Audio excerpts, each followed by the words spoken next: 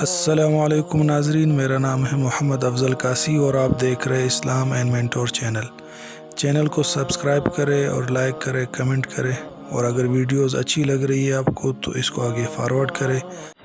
اعوذ باللہ من الشیطان الرجیم، بسم اللہ الرحمن الرحیم،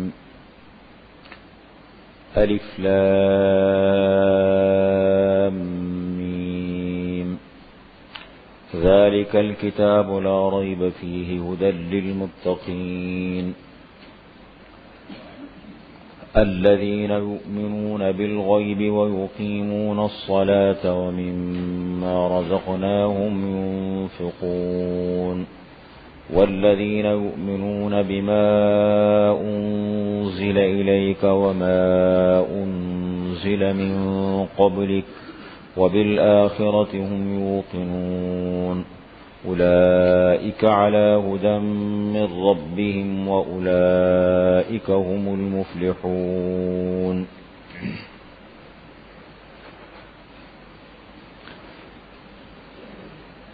یہ ہے سورۃ البقرہ، سورت کا نام ہے۔ سب سے پہلی بات، نمبر 1،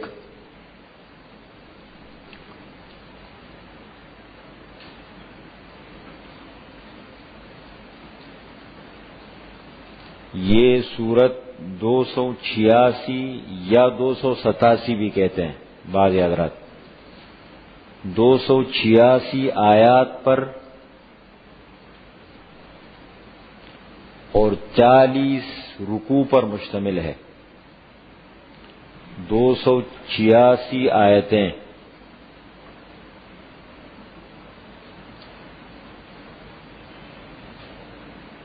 اور 40 رکوع۔ ایک بات تو یہ ہو گئی۔ دوسری بات، سورت کس کو کہتے ہیں؟ سورت، ان چیزوں کے ساتھ مناسبت بہت زیادہ ضروری ہے۔ ایک لفظ ہے سورت، ایک لفظ ہے آیت۔ تو سورت اور آیت کے کیا معنی ہیں؟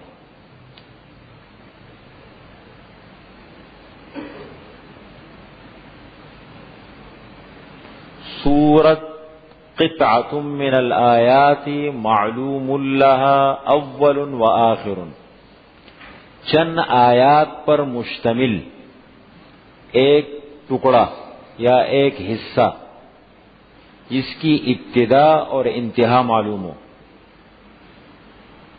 یعنی آیت کے بیچ سے شروع کر دی وہ سورت نہیں کہلائے گی، پوری سورت۔ تو چند آیات پر مشتمل قرآن کریم کا جو ایک مخصوص حصہ ہوتا ہے، اس حصے کا نام کیا ہے؟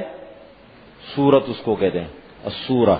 سورت کی یہ تعریف ہے، کم از کم 3 آیتیں ہونی ضروری ہے، پھر وہ سورت کہلاتی ہے۔ زیادہ کی 286 ہے، تو کم از کم ہے 3۔ جیسے سورۃ العصر 3 آیات پر مشتمل ہے،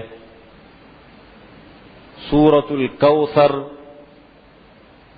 3 آیات پر مشتمل ہے، سورۃ النصر وہ 3 آیات پر مشتمل ہے۔ تو کم از کم 3 آیتیں ہوں۔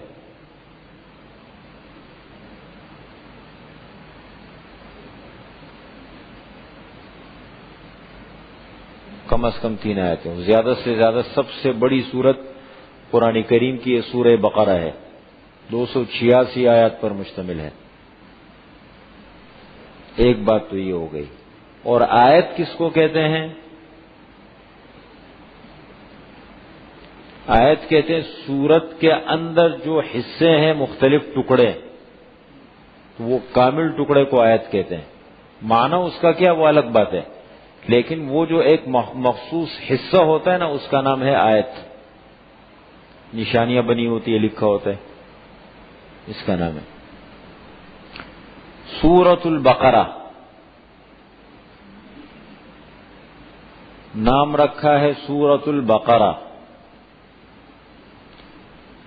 ایک بات ذہن میں رکھیں، جتنے بھی سورتوں کے نام آئے ہیں پورے قرآن کریم میں، تو وہ ساری سورتوں کے نام اسی سورت سے لیے گئے ہیں، کوئی نہ کوئی سورت کے ساتھ کسی لفظ کے ساتھ مناسبت ہے۔ سورہ بقرہ ہے، آل عمران ہے، نساء ہے، تو آیت کے ساتھ اس کی کوئی نہ سورت کے ساتھ اس کی مناسبت ہوتی ہے۔ جیسے اس سورت کا نام رکھا سورۃ البقرہ، ای سورۃ التی تذکر فیہا البقرہ، وہ سورت جس میں بقرہ کا واقعہ ہے۔ وَإِذْ قَالَ مُوسَىٰ لِقَوْمِهِ إِنَّ اللَّهَ يَأْمُرُكُمْ أَن تَذْبَحُوا بَقَرَةً، حضرت موسیٰ علیہ السلام نے اپنی قوم سے فرمایا کہ اللہ تعالیٰ فرما رہے بقرہ ذبح کرو۔ بقرہ، بقرہ کا لفظ عربی زبان میں گائے کو بھی کہتے ہیں، بیل کو بھی کہتے ہیں، دونوں پر اطلاق ہوتا ہے۔ تفصیل انشاءاللہ ہم وہاں بتائیں گے۔ اتنی بات سمجھیں کہ کسی بھی صورت کا نام جب رکھا جاتا ہے تو وہ لفظ اس صورت کے اندر استعمال ہوتا ہے یا کوئی نہ کوئی مناسبت اس کے ساتھ ہوتی ہے۔ سورہ بقرہ کا نام رکھا، بقرہ کا واقعہ ہے اس کے اندر۔ اب اور بھی بہت سارے مضامین ہیں اس صورت کے اندر، بڑے اہم مضامین ہیں، بس وہ ایک لفظ لے کر کے اسی سے اس کا نام مشہور ہو جاتا ہے۔ ایک بات تو یہ ہو گئی۔ ایک بات اور، یہ صورتوں کی جتنی ترتیب ہے یا آیتوں کی ترتیب ہے یہ توقیفی ہے۔ توقیفی کا مطلب سمجھتے ہیں؟ اس کو ذہن میں رکھیں، یہ ضروری الفاظ ہے۔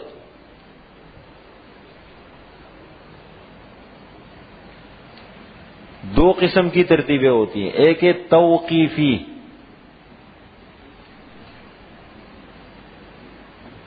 توقیفی، اور ایک ہے اجتہادی، اجتہادی کہہ لیں یا قیاسی کہہ لیں۔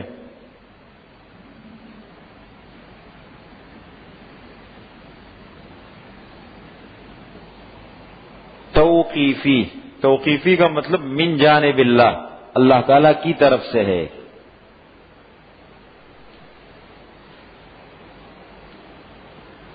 سمجھ رہے ہیں؟ یہ جتنی بھی صورتیں اتری ہیں تو یہ ترتیب سب اللہ تعالیٰ کی طرف سے ہے۔ اسی طریقے سے آیتوں کو جب بعد میں ترتیب رکھی گئی، اس لیے کہ سورہ بقرہ کے اندر کئی آیتیں ہیں، کچھ بعد میں نازل ہوئی، کچھ پہلے نازل ہوئی، کچھ بہت، بلکہ یہ بالکل سب سے آخری صورتوں میں سے ہے۔ تو یہ ترتیب باقاعدہ حضور صلی اللہ علیہ وسلم صحابہ کرام کو سمجھاتے تھے کہ اس آیت کو فلاں جگہ رکھنا ہے، اس آیت کو فلاں جگہ رکھنا ہے، اس کی ترتیب یوں رکھنی ہے۔ تو یہ بھی اللہ تعالیٰ کی طرف سے، اس کو توقیفی کہتے ہیں۔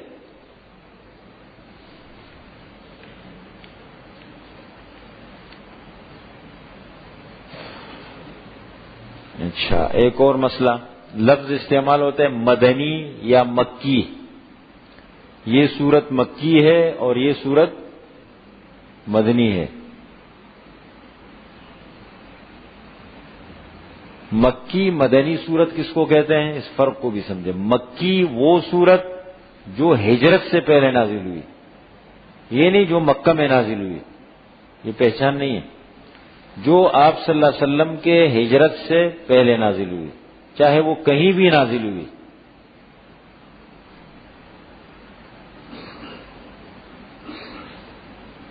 اور مدنی سورت وہ ہے جو ہجرت کے بعد نازل ہوئی، ہجرت کے بعد۔ بہت ساری آیتیں ہیں، فتح مکہ کے موقع پہ نازل ہوئی، صلح حدیبیہ کے موقع پہ نازل ہوئی، مکہ مکرمہ میں نازل ہوئی، لیکن ہجرت کے بعد تھی۔ ان کو مکی سورت نہیں کہتے بلکہ ان کو کہتے ہیں مدنی۔ تو اس فرق کو بھی ذہن میں رکھیں کہ یہ جو عوام میں پہچان ہے نا، مکی وہ ہے جو مکے میں نازل ہوئی، مکی ہے، مدنی نہیں۔ مکی وہ سورت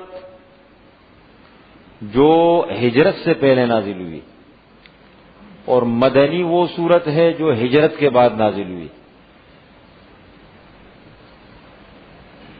یہ ایک بات ہو گئی۔ اچھا، ایک اس سورت کی فضیلت اور پھر حروف مقطعات پہ بحث کرتے ہیں۔ ٹھیک ہے. جس طریقے سے سورہ فاتحہ کی فضیلت ہے آپ صلی اللہ علیہ وسلم سے ثابت ہے، اسی طریقے سے سورہ بقرہ کی بھی بڑی فضیلت آئی ہے. کئی احادیث ہے، وہ 3 حدیثیں میں بتاتا ہوں، وہ بھی ذہن میں رکھیں تاکہ ہمیں اندازہ ہو ہمیں کیا کرنا چاہیے. سب سے پہلے نمبر پر ترمذی شریف کی روایت ہے، حضور صلی اللہ علیہ وسلم فرماتے ہیں لا تجعلوا بیوتکم مقابر، اپنے گھروں کو مقبرے مت بناؤ، قبرستان مت بناؤ. فإن البيت الذي تقرأ البقرة فيه لا يدخله الشيطان، جس گھر میں سورہ بقرہ پڑھی جائے وہاں شیطان داخل نہیں ہوتا. لا تجعلوا بیوتکم مقابر، اپنے گھروں کو قبرستان مت بناؤ، یعنی اس کو سنسان اس طریقے سے مت چھوڑو. سورہ بقرہ، اس کا مطلب یہ سورہ بقرہ کی اپنی خصوصیت ہے. جس گھر میں سورہ بقرہ پڑھی جائے وہاں شیطان داخل نہیں ہوتا. شیطان داخل ہونے کا یہ مطلب نہیں کہ شیطان آتا نہیں ہے، اس قسم کا شیطان ہے، جنات کے جو اثرات ہے وہ اثر انداز نہیں ہو سکتا. اس کا مطلب یہ ہوتا، ورنہ کوئی بھی گھر کوئی بھی جگہ جنات شیاطین سے خالی نہیں ہوتی، ہوتے ہیں لیکن اپنا شر نہیں پھیلا سکتے، وہ اپنا اثر نہیں ڈال سکتے. ایک بات. نمبر 2 حدیث میں ہے یؤتا بالقرآن یوم القیامت واہلہ، قیامت کے دن قرآن کریم کو اور اہل قرآن کو، قرآن والوں کو لایا جائے گا. الذین کانوا یعملون بہ، جو قرآن کریم پر عمل کیا کرتے تھے.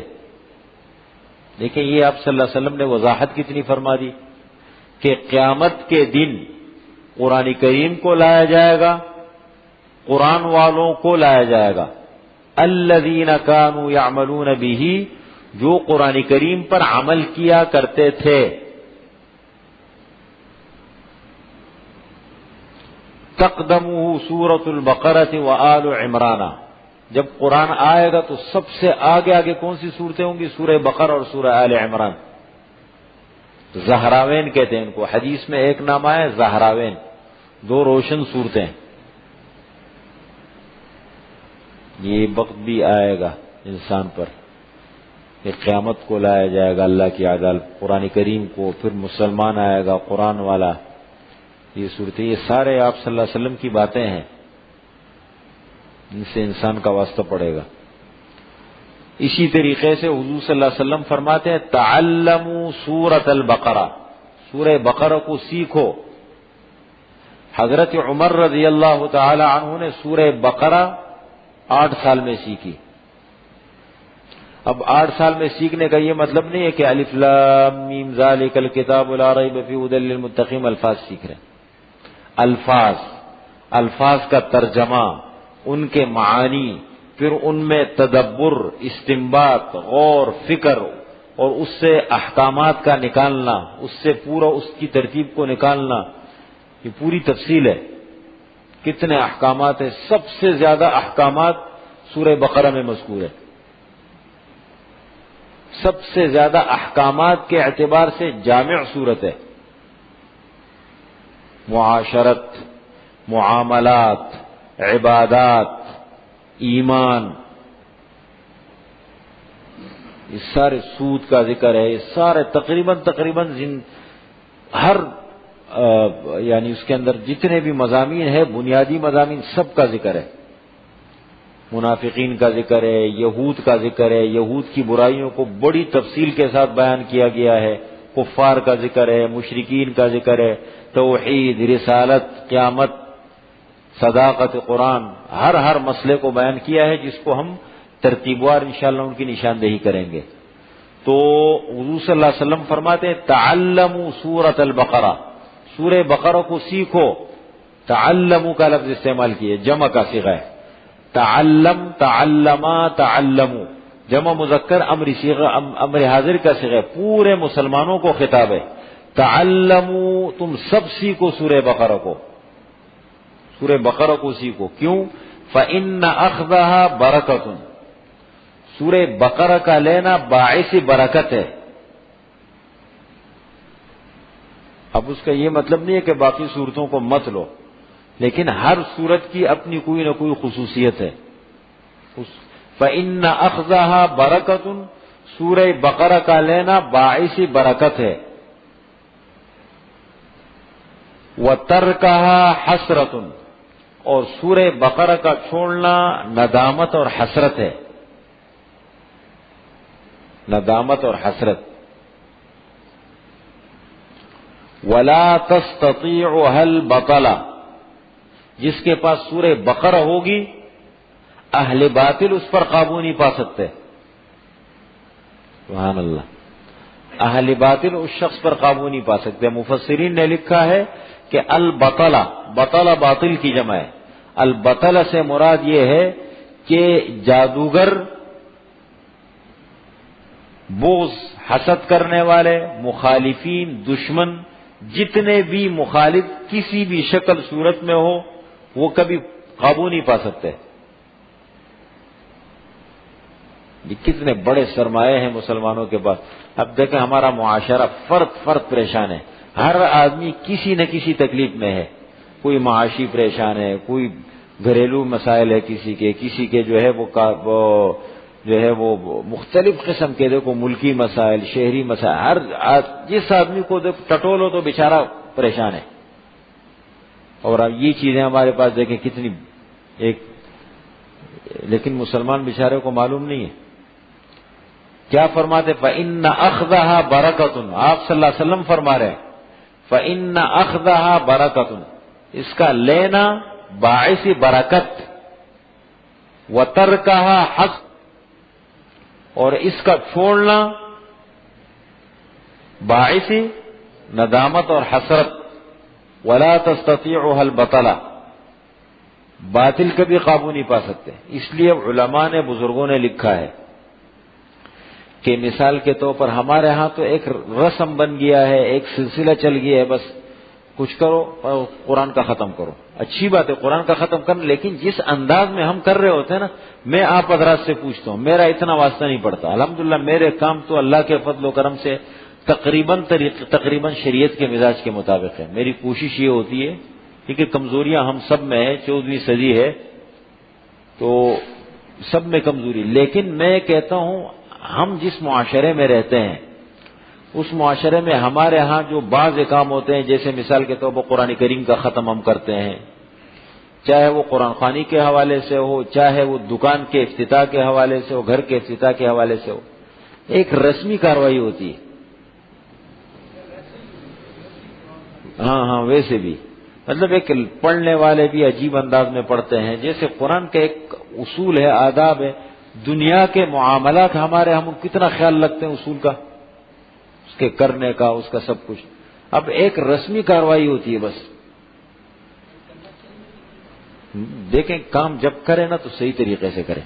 اس کے بارے میں علماء نے لکھا ہے، مثال کے طور پر گھر میں گھر کا افتتاح ہے، گھر لیا، کرائے پہ لیا، خرید لیا، دکان لی کرائے پہ، سب سے پہلا کام سورہ بقرہ اس میں پڑھی ہے. لیکن پڑھنے والے بھی جاندار لوگ ہو، خود سب سے بہتر شکل یہ خود پڑھے. اور اگر باہر سے آدمی لائے تو اس قسم کے لوگوں جو کم از کم اللہ کا کلام پڑھے. یہ کیا طریقہ ہے؟ آدمی لیا ہے، تھوڑے پیسے اس کو پکڑا دیے، بریانی سامنے رکھ دی، اب انہوں نے پتہ نہیں کیا پڑھا کیا نہیں پڑھا. ایک رسم چل گیا ہے. اور اب تو ایسا دیکھیں یہاں تک ہم پہنچ گئے. اللہ نے کہ یہ قرآن کہتے ہیں نا، حدیث میں آتا ہے کہ ایک زمانہ آئے گا لوگ قرآن کریم کو پڑھیں گے، قرآن ان پر لعنت بھیجے گا. وہ قرآن پڑھ رہے ہوں گے اس لیے کہ وہ احکامات ہوں گے اس کے خلاف کر رہے ہوں گے، اور قرآن لعنت بھیج رہا ہوگا ان پہ. اب آج کل کیا سلسلہ چل پڑا ہے، یہ جو ختم وغیرہ ہوتے ہیں گھروں پہ مختلف مقامات پر، اس میں باقاعدہ مجھے لوگوں نے بتایا، کہتے ہیں کہ یہ جو ختم ہے یہ اعلیٰ ہے، یہ ادنا ہے، یہ درمیانہ ہے. یہ اعلیٰ جو ہے اس کی قیمت اتنی ہے، درمیانہ والا اس کی قیمت اتنی ہے، اور جو ادنا ہے اس کی قیمت اتنی ہے. اگر آپ کی طاقت نہیں ہے تو آپ ادنا والا ختم لے لو. یہ ہوتا ہے، یہ یقین جانے. آپ اس کی ابھی میں اگر بات آپ جا کے اس کی تحقیق کریں، معلومات کرے یہ ہوتا ہے نہیں. پھر اب یہ بھی نکلا ہے ایک ختم ایڈوانس بھی ہوتا ہے. ایڈوانس کا مطلب یہ ہے ہم پہلے بہت سارے ختم کر کے رکھے ہوئے. اب وہ رکھے ہوئے جس دکان پہ بڑا رش ہوتا ہے نا وہ بہت چیزیں وہ پہلے سے تیار کر کے رکھتے. گاہک آئیں گے 1 پاؤ یہ آدھا کلو 1 کلو کے وہ الگ الگ تھیلیاں اور چیزیں ڈبے بنا دیتے ہیں نا پہلے سے. کہتے ہیں ایڈوانس ختم ہے. ایڈوانس ختم کا کیا مطلب ہے؟ اگر ایک آدمی کو بہت فوری جلدی ہے اور مثال کے طور پر اس کے پاس وہ ٹائم نہیں ہے تو کوئی بات نہیں پیسے دے دو ایڈوانس ختم پہلے سے تیار ہے یہ لے لو. انا للہ و انا الیہ. یہ کون کر رہے ہیں؟ ہمارے معاشرے میں ہوتا ہے یہ چیزیں ہوتی ہیں. اس پہ تھوڑا سا سوچنے کی ضرورت ہے. سورہ بقرہ پڑھیں کوئی مسئلہ نہیں لوگوں کو لائیں. دیکھیں یہ منع نہیں ہے. مثال کے طور پر دوست آ گئے اچھے اپنے قابل اعتماد اچھے دوست آپ کو پتہ ہے اللہ والے ہیں متقی پرہیزگار لوگ ہیں قابل اعتماد لوگ ہیں باکردار لوگ ہیں قرآن کے ساتھ اچھا تعلق ہے دین کے ساتھ اپنے رشتہ دار ہے خاندان والے ہیں یا علاقے والے ہیں دوست احباب ہے. آپ کا مکان کا افتتاح ہے 3-4 آدمی جب سورہ بقرہ پڑھ لی اور بعد میں مٹھائی کھا لی یہ منع نہیں ہے. یہ شران اس میں کوئی وہ نہیں ہے. لیکن یہ جو مروجہ انداز میں ہے مٹھائی کا ڈبہ پکڑا دیتے ہیں پیسے پکڑا دیتے ہیں. اور اس میں ابھی ہمارے ہاں ایک سلسلہ یہاں ہوتا ہے جمعرات کے دن کچھ بزرگ حضرات بابے ہیں ریٹائر ہو گئے اکثر ہوتے ہیں نا بابا وغیرہ جو کوئی بالکل کسی کام کے قابل نہ رہے 10-12 آدمی ہے وہ ہر جمعرات کو زور کے بعد آ کے یہاں بیٹھ جاتے ہیں. بہت بڑا جمگٹا ہوتا ہے اور قرآن کے بڑے سپاروں کے سیٹ ہوتے ہیں ان کے پاس. تو میں نے کہا یار یہ بابے 1 دفعہ ہے 2 مرتبہ ہے 3 مرتبہ ہے مجھے شک سا ہو گیا. میں نے کہا یہ کیا ہے ان کا بیٹھ جاتے ہیں یہاں پر داڑیاں کسی کی ہیں کسی کی نہیں ہیں. تو بتایا انہوں نے کہنے لگے یہ ان کا گروپ ہے یہ ان کا پورا ایک ٹھیکیدار ہے. ایک آدمی جو ہے وہ ٹھیکیدار ہے ان میں وہ مختلف جگہوں میں جاتا ہے وہ ختم لیتا ہے پھر اس کے گروپ میں مختلف ختم مختلف جگہوں پر مختلف گروپ بیچتے ہیں اور اس کا باقاعدہ وہ پیسے طے ہوتے ہیں کہ اتنے پیسے ہمیں دو گے تو ٹھیکیدار اپنے پاس رکھتے ہیں اور پھر داڑیاں وہ دیہڑی ہوتی ہے نا وہ جو نیچے پڑنے والے ان کو دیہڑی دیتے ہیں. آپ ایک کو 100 روپے دوسرے کو 100 روپے 150 روپے اس اعتبار سے کوئی ہاں وہ قرآن خوانی میں پڑھتے ہیں نا اپنے سیٹ بھی رکھے پورا انتظام کیا قرآن کریم کے الگ الگ پاروں کے سیٹ اپنے پاس رکھے ہوتے ہیں وہ سب وہ کرتے ہیں. اچھا کوئی عالم اس میں نہیں ہے سب بیچارے جیسے وہ چوکیدار ٹائپ کے نہیں ہوتے یا مزدوری کرنے والے غریب قسم کے لوگ لگتا بھی ہے کہ پتہ نہیں انہوں نے قرآن کہیں پڑھا ہوگا یا نہیں.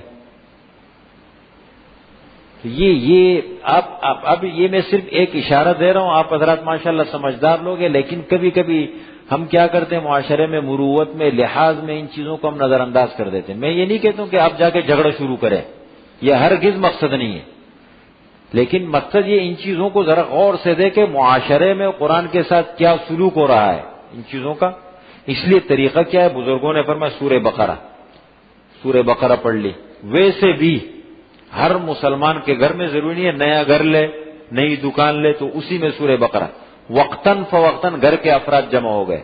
شریعت نے دیکھے کتنی آسانی رکھی ہے. شریعت آسانی کا نام ہے یہ بناوٹ کا تکلفات کا اور مشکلات کا دین نہیں ہے سیدھا دین ہے. آپ ایسے کر لے گھر میں میاں بیوی ہے 2 افراد ہے یا بچے ہیں قرآن پڑھے میں جمع ہو گئے سورہ بقرہ کو بیٹھ گئے بھائی 286 آیتیں ہیں 40 رکوع ہے اس کو تقسیم کرتے ہیں اور یہ سورہ بقرہ کا ختم کریں گے. ایک دن میں کر لیں نہیں ایک آدمی ہے اور اس نے اپنی عادت بنا لی کہ میں قرآن کی تلاوت کے علاوہ ایک عادت یہ بناؤں گا مہینے میں اپنے گھر میں ایک سورہ بقرہ کا ختم کروں گا. اب اس نے مہینوں پہ تقسیم کر لیا پورے اس کو 2 رکوع پڑھتے رہے ایک رکوع پڑھتا رہا. جب بھی ہو جائے روزانہ پڑھنی روزانہ بھی ضروری نہیں ہے. مطلب یہ کہ 2 مہینے میں 1 مہینے میں کم از کم ہمارے گھروں میں سورہ بقرہ کا ختم ہونا چاہیے. اس چیزوں کے بڑے برکات ہوتے ہیں. یہ جو آج کل گھروں میں اثرات ہے یا اس قسم کے دیکھیں خصوصاً گھروں میں ہر آدمی پریشان ہوتا ہے رشتہ نہیں ہے. بچی والوں سے پوچھو کہتے کوئی مناسب رشتہ نہیں آتا. بچوں والوں سے پوچھو کہتے مناسب رشتہ نہیں ہے. ہر آدمی کے زبان پر دیکھو شکوے شکایت ہے. کوئی کہتے ہیں کہ گھر میں یہ ہو گیا کوئی کہتے ہیں کاروباری مسائل ہے. یہ چیزیں ہمارے گھروں میں آنی چاہیے. اس لیے اپنے گھر میں باقاعدہ اس کا اہتمام. بس وہ تو کرتے ہیں، لیکن یہ سب سے آپ صلی اللہ علیہ وسلم فرما رہے اپنے گھروں میں سورہ بقرہ پڑھو. اللہ کے رسول کے نسخے سے بڑا نسخہ تو کسی کا نہیں ہے نا. ٹھیک ہے بھائی، اس کا بھی اہتمام کرے. اس لیے میں نے تھوڑی سی اس کی اہمیت اس لیے آپ کو دے رہا ہوں، تھوڑا سا قرآن کے ساتھ ہمارا تعلق عملی قائم ہو جائے. صرف زبانی تعلق، رسمی تعلق نہیں کہ بس ہاں میں نے بھی قرآن کریم کے تفسیر کا کورس کیا ہے. یہ قرآن ہمارے گھروں میں زندہ ہونا چاہیے. اب ہماری زندگیوں میں، ہماری معاشرت میں، ہمارے معاملات میں، ہماری مارکیٹ میں، ہمارے ہر چیز میں یہ قرآن آنا چاہیے. اب اس پہ عمل ہونا چاہیے. پھر ہم دیکھیں انشاءاللہ کیسی برکت آتی ہے. اچھا جی، الف لام میم، یہ ہے حروف مقطعات میں سے. سب سے پہلی بات تو یہ دیکھیں کہ قرآن کریم کی آیتیں 3 قسم کی ہیں. پورے قرآن کریم کی آیتیں میں آہستہ آہستہ اس لیے پڑھا رہا ہوں تاکہ آپ کی مناسبت پیدا ہو جائے. 3 قسم پورے قرآن کریم کی آیتیں 3 قسم کی ہمیں ملیں گی. نمبر 1 محکمات، پہلے نمبر پر محکمات، آیات محکمات.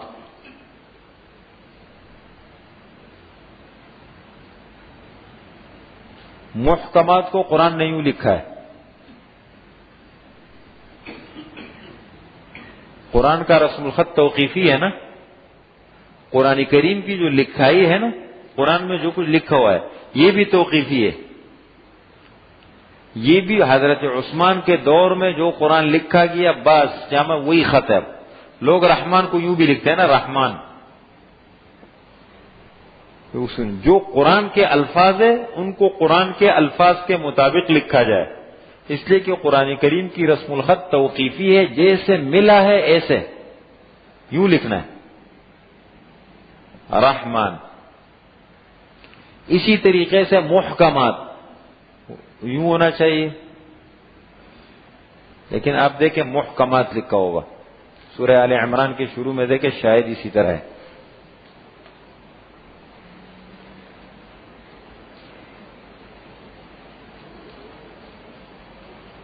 آیات محکمات، سورہ آل عمران آیت نمبر 7 یوں لکھا ہے، یوں اسی طرح ہے. میم یہ سب ایک ساتھ لکھ کے کھڑا زبر لگا دے اس کے اوپر. آیات محکمات.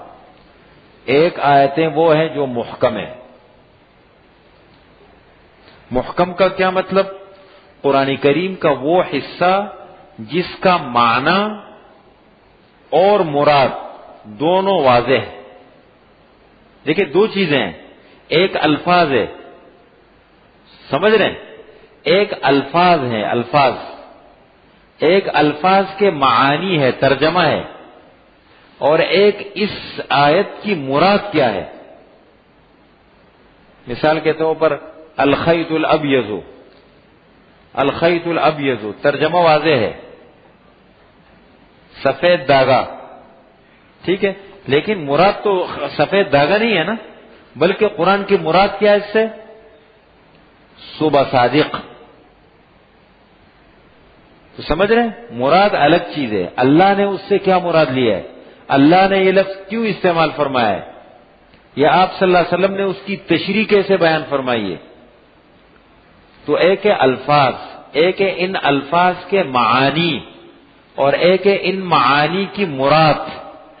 تینوں واضح، معانی بھی واضح اور اس کی مراد بھی واضح.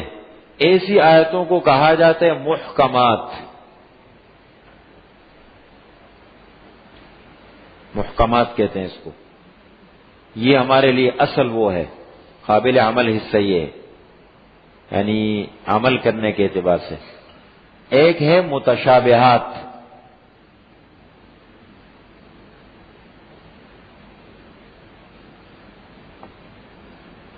متشابہات وَأُخَرُ متشابہات، یہ بھی دیکھ رہے ہیں کیسے لکھا ہے.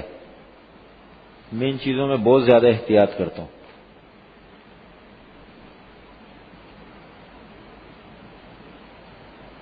یہ پوری آیت لکھی ہے نا، ان ام الکتاب و اخر متشابہات، وہ بھی یوں لکھا ہے، یوں لکھا ہے، دیکھیں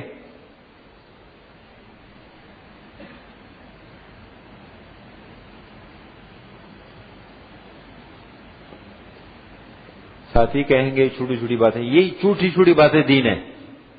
جتنا ہم دین کے مزاج کے مطابق قریب تر چلیں گے اتنا فائدہ ہے انشاءاللہ. متشابہات، متشابہات کون سا حصہ ہے قرآن کریم میں؟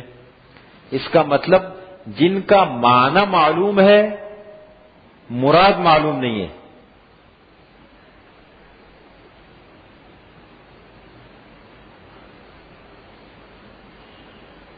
تو قرآن کریم کے کئی مضامین کو ہم اتنا سمیٹ کے ایک جگہ سکھا دیں گے نا، دوسری جگہ جب ہم پڑھ رہے ہوں گے آپ خود سمجھ رہے ہوں گے. اس لیے میں تشریح ایک جگہ کر رہا ہوں تاکہ پھر متشابہ جن کا معنی معلوم ہے، ترجمہ معلوم ہے، لیکن اس کی مراد واضح نہیں ہے. جیسے الرحمن علی العرش استوى، رحمان عرش پر مستوی ہوا. بیدہ الملک، اللہ تعالیٰ کے ہاتھ میں بادشاہت ہے، اللہ کے لیے ید کا لفظ استعمال ہوا. بل یداہ مبسوطتان، اللہ تعالیٰ کے دونوں ہاتھ کشادہ ہیں. تو ہمارا تو یہ عقیدہ ہے مسلمانوں کا، ہمیں یہی بتایا گیا ہے، اللہ اور اللہ کے رسول کی طرف سے یہی ملا ہے ہمیں کہ اللہ تعالیٰ جسم، مکان، ان جگہوں سے پاک ہے. اب اس کا جب اللہ تعالیٰ خود اپنے لیے عرش کا لفظ استعمال کر رہے تو عرش تو تخت کو کہتے ہیں، تو کوئی مطلب ہے لیکن ہمیں نہیں معلوم. ان قسم کی آیتوں کو کہتے ہیں متشابہات. امام مالک رحمۃ اللہ علیہ سے، جو اپنے وقت کے بہت بڑے انسان ہیں، جو روزے کے پاس بیٹھ کر حضور صلی اللہ علیہ وسلم کی احادیث بیان فرماتے تھے، ان سے پوچھا گیا متشابہات کے بارے میں کہ یہ استوا کا معنی، تو استوا کا کیا معنی ہے؟ استوا اللہ تعالیٰ لفظ ہے الرحمن علی العرش استوى، رحمان عرش پر مستوی ہوا. تو ترجمہ تو معلوم ہے، رحمان اللہ، عرش پر، تخت پر، عرش تخت کو کہتے ہیں، مستوی ہوا بیٹھا، مطلب یہی مطلب ہے. اب اس کی مراد کیا ہے؟ تو کیا کتنا دیکھے بہترین جواب دیا. الاستواء معلوم، بھائی استوا کا معنی تو معلوم ہے، بیٹھنا. والکیفیت مجہول، کیفیت اس کی مجہول ہے، کچھ پتہ نہیں کیسے بیٹھے، کیا بیٹھے، ہمیں نہیں معلوم. والایمان بہ واجب، لیکن اللہ نے خود ایک لفظ اپنے لیے استعمال فرمایا، قرآن کا حصہ ہے، ایمان اس پر لازم ہے. والسؤال عنہ بدعۃ، اور اس کے بارے میں سوال کرنا بدعت ہے. بھائی ختم متشابہات. جب پتہ لگ گیا ایک چیز سامنے آ گئی متشابہات ہے، اور متشابہات کا مطلب ہمیں معلوم ہو گیا کہ جن کا معنی معلوم ہے اس کی مراد واضح نہیں ہے، بس دروازہ بند، دروازہ بند ہو گیا، اب ختم. اب میں آگے جانے کی ضرورت ہی نہیں ہے. سمجھ گئے؟ نمبر 3 مقطعات.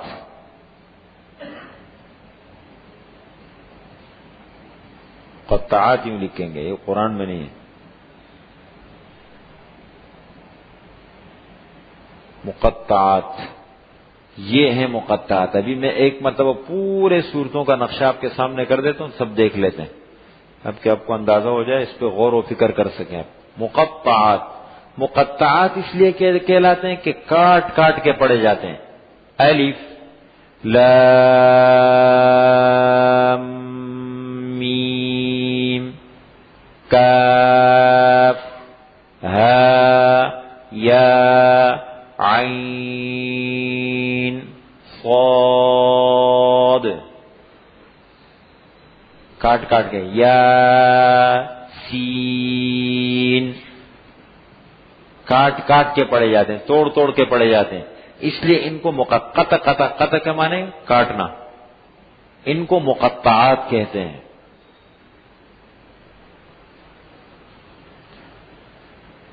یہ 29 صورتوں کے شروع میں آتے ہیں. کل 29 صورتیں ہیں جن کے شروع میں مقطعات کا استعمال ہے.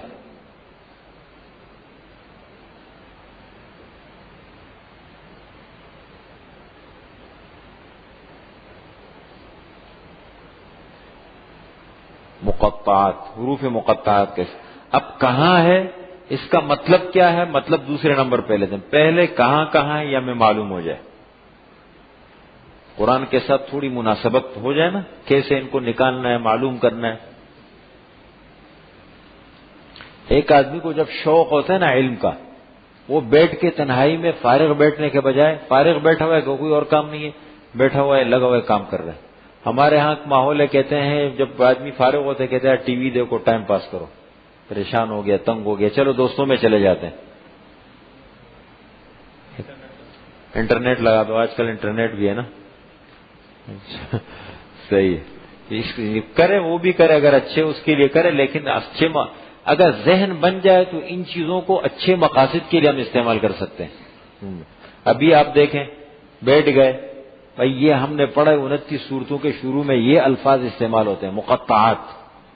اب یہ 29 صورتیں کون کون سی ہیں ان کو دیکھ لیا، پھر دیکھنے کے بعد اس میں سے الف لام میم کتنے صورتوں میں ہیں اور باقی الف لام را کتنے صورتوں میں نکال.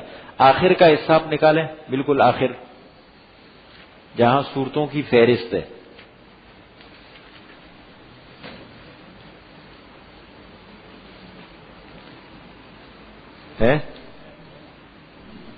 اس میں دیکھیں، دونوں مل کے دیکھیں، اس میں دیکھیں سب سے پہلے نمبر پر سورت نمبر 2 بقرہ. سورت البقرہ کے شروع میں تو ہے الف لام میم، ایک گنتے رہیں. نمبر 2 سورہ آل عمران کے شروع میں بھی ہے الف لام میم، نشان لگاتے رہیں، وہ بھی الف لام میم ہے. سورت کا نمبر کیا ہے؟ 3، تیسری سورت. پھر آگے آپ جائیں سورت نمبر 7 پہ، سورہ اعراف، الف لام میم صاد، یہ ہے. آپ خود دیکھ لیں گے. پھر آگے جائیں سورہ یونس 10، نشان لگاتے جائیں. یہ تو میں صرف تھوڑا سا آپ کو سمجھا رہا ہوں، باقی کام تو آپ نے کرنا ہے. اصل کام کرنے والے تو آپ ہیں نا، صرف تعاون کر رہا ہوں آپ کے ساتھ. سورہ یونس 10، سورہ ہود 11.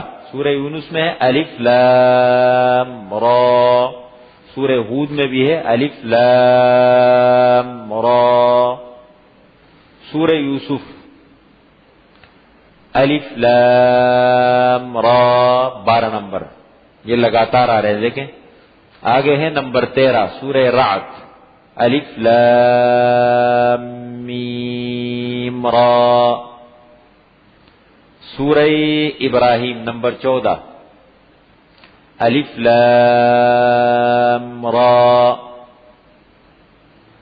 سورہ حجر 15 الف لام را. 19 نمبر سورہ مریم، کاف ہا یا عین صاد. نمبر 20 سورہ طٰہٰ، اس کا آغاز ہی طٰہٰ. آگے جائیں نمبر 26 سورۃ الشعراء، طاسین، شاعر کی جمع ہے، شاعر. والشعراء یتبعهم الغاوون. طاسین میم، دیکھ لیا. نمبر 27 سورہ نمل، اس کا ہے الف لام میم. نمبر 28 سورہ قصص. یہ قصص نہیں ہے، قصص ہے. قصص قصص قصت ان کی جمع ہے اور قصص مصدر ہے. یہ ہے طاسیم میم. نمبر 29 سورہ عنکبوت. طاسین سین ہے. نمبر 30 سورہ روم. الف لام میم. نمبر 31 سورہ لقمان. الف لام میم. نمبر 32 سورہ سجدہ. دو صورتیں، ایک ہے سورہ سجدہ خالی اور ایک ہے سورہ حامیم السجدہ 24 پارے میں. تو 32 نمبر سورہ سجدہ ہے الف لام میم. 36 پہ آ جائیں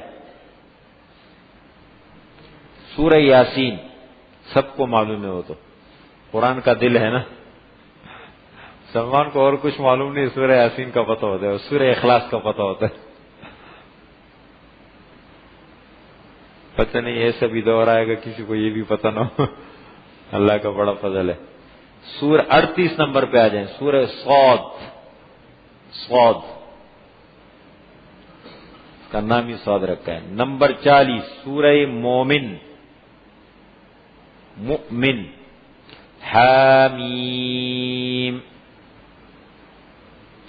نمبر 41 سورہ حامیم السجدہ. نمبر 42 سورۃ الشورى. حامیم عین سین قاف. نمبر 43 سورہ زخرف. حامیم. نمبر 44 سورہ دخان. حامیم. نمبر 45 سورہ جاثیہ. حامیم. نمبر 46 سورہ احقاف. حامیم. نمبر 50 سورہ قاف. قاف. نمبر 68 سورہ قلم.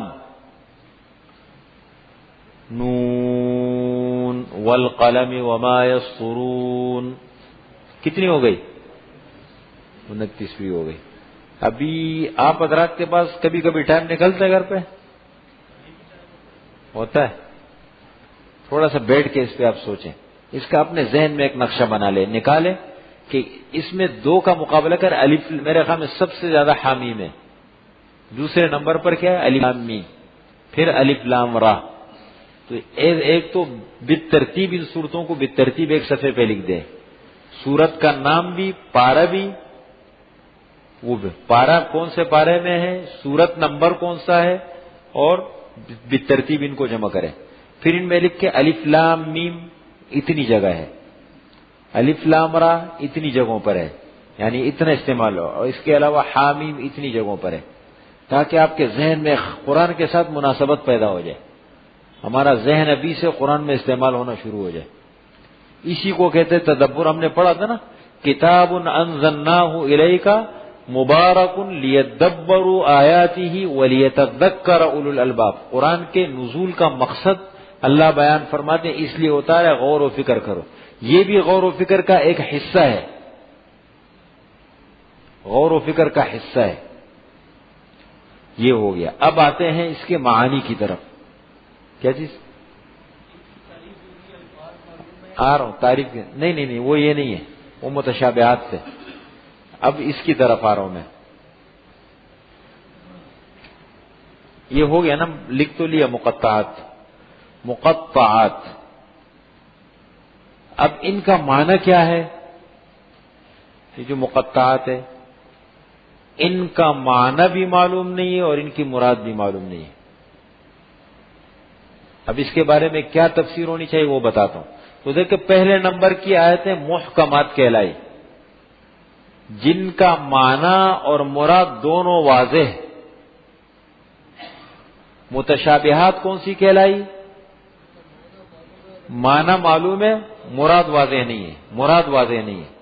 یہ ہے مقطعات، نہ معنی معلوم نہ مراد واضح. ٹھیک ہے. اب اس کے بارے میں حضرت ابوبکر صدیق رضی اللہ تعالی عنہ فرماتے ہیں لِكُلِّ كِتَابٌ سِرٌ، ہر کتاب میں کوئی نہ کوئی راز کی بات ہوتی ہے.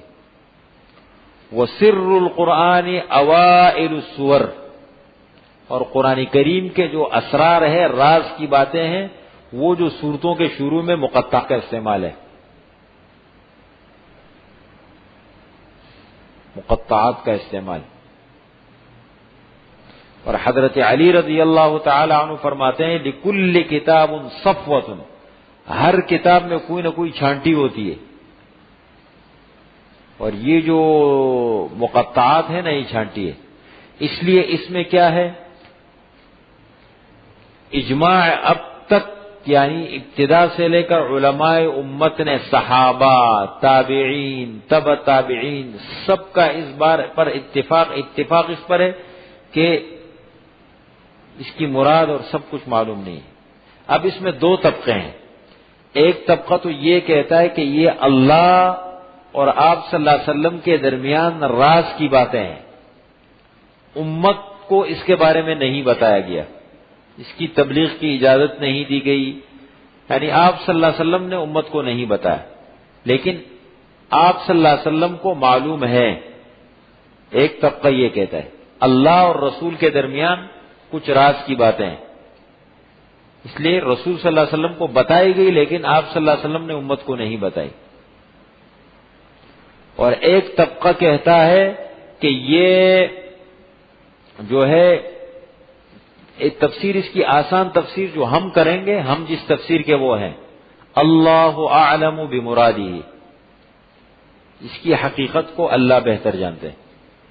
اس کا معنی یہ ہوتا ہے جب بھی ہم اس کی تفسیر کریں، جمہور علماء امت نے ایک سیدھا سادہ طریقہ لکھ دیا کہ اللہ اعلم بمرادہ، اس کی حقیقت اللہ کو معلوم ہے، بس بات یہاں نہیں. بعض صحابہ سے یا بعض حضرات سے کچھ معنی بتائیں، جیسے الف سے مراد اللہ، لام سے مراد جبریل، میم سے مراد محمد صلی اللہ علیہ وسلم، قرآن اللہ کی طرف سے آیا، جبریل امین کے ذریعے ایسا آیا، محمد صلی اللہ علیہ وسلم پر آیا، اس قسم کی. لیکن یہ ایک ایسے کیا ہے، یہ مطلب یہ ہے کہ کیا کہہ لیں اس کو ہم، ہمارے لیے نہیں ہے، ہم اس میں پڑھے نہیں. نہیں ہے، نہیں بالکل نہیں. اللہ اعلم بمرادہ. اور میں نے ذرا اس لیے کھول کے تھوڑا بیان کیا تاکہ ہمیں اندازہ ہو جائے کہ ہمیں کہاں گھسنا چاہیے کہاں نہیں، اپنا دماغ، اپنی صلاحیت ہم کہاں استعمال کرے کہاں نہیں. ایک آدمی ایک چیز کا مقصد نہیں لگا ہوا اس پہ اپنی زندگی لگا رہے.